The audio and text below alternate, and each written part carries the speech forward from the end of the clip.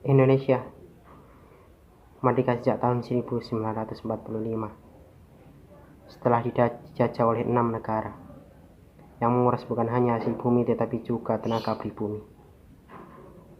Kemerdekaan didapatkan dengan susah payah, mengorbankan tenaga, pikiran, dan bahkan juga nyawa dari para pejuang ataupun warga sipil. Dan kita sebagai penerus perjuangan seharusnya menjaga persatuan dan kesatuan yang telah dibangun oleh para pahlawan sejak zaman dahulu. Tetapi lumrahnya sekarang pada banyak sekali oknum-oknum yang ingin sekali memecah belah persatuan negara Indonesia. Berikut adalah salah satu contoh oknum-oknum yang ingin memecah belah persatuan negara Indonesia. Ancaman dan kebrutalan anggota KKB Papua makin menjadi-jadi yang menyerang Puskesmas Kiwirok Pegunungan Bintang Papua pada 13 September 2021.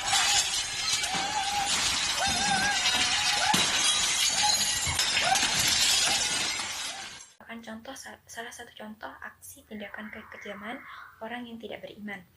Oleh karena itu, negara sepatutnya ikut andil dalam menggunakan kekuasaannya untuk mengeliminasi semua potensi ancaman terhadap warga Papua demi menegakkan hak asasi dan keadilan sosial di Papua, khususnya untuk masyarakat kaum perempuan dan anak-anak sebagai kelompok yang rentan.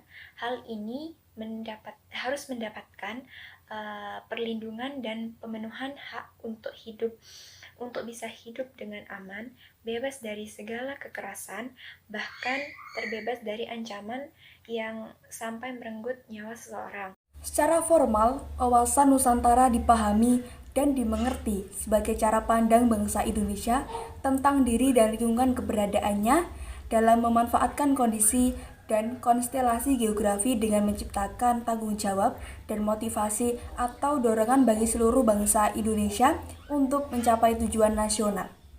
Sebagai wawasan nasional, konsepsi wawasan Nusantara menganut filosofi dasar geopolitik Indonesia yang mengutamakan persatuan dan kesatuan bangsa. Sebagai hasil perenungan filsafat tentang diri dan lingkungannya, wawasan Nusantara mencerminkan pula dimensi pemikiran mendasar bangsa Indonesia yang mencakup dimensi kewilayahan sebagai suatu realitas serta dimensi kehidupan bermasyarakat, berbangsa, dan bernegara sebagai suatu fenomena hidup. Kedua dimensi tersebut merupakan keterpaduan pemikiran dalam dinamika kehidupan pada seluruh aspek kehidupan nasional yang berlandaskan Pancasila. Video tersebut tidak mencerminkan sikap kita sebagai mahasiswa yang mempunyai wawasan Nusantara.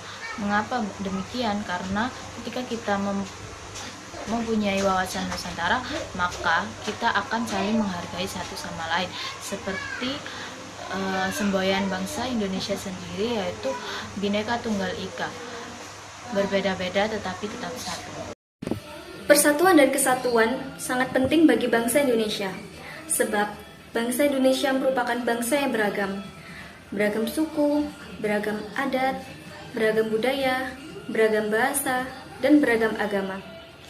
Dan juga, bangsa Indonesia adalah bangsa yang toleransi. Dengan menjaga persatuan dan kesatuan bangsa, maka bangsa Indonesia dapat terhindar dari konflik dan juga dapat hidup berdampingan. Salah satu cara untuk menjaga nilai persatuan dan kesatuan Indonesia adalah dengan mengimplementasikan nilai-nilai Pancasila dalam kehidupan sehari-hari dan juga menerapkan wawasan Nusantara. Yang selanjutnya ada memudarnya rasa nasionalisme dan patriotisme. Contoh dari hal tersebut adalah ketika seseorang lebih bangga menggunakan barang-barang atau produk asing daripada produk yang dihasilkan bangsa sendiri. Lalu ada lagi contoh yang lainnya adalah ketika seseorang lebih membanggakan budaya asing daripada budaya yang ada pada bangsa sendiri. Tentunya hal tersebut akan sangat menyedihkan bila hal itu benar-benar terjadi, padahal banyak orang asing yang begitu bangga ketika memakai produk-produk buatan Indonesia dan kebudayaan-kebudayaan yang ada di Indonesia, sampai mereka rela mempelajari kebudayaan-kebudayaan yang ada. Jadi kita sebagai warga negara Indonesia harus bangga dengan semua yang dimiliki oleh Indonesia.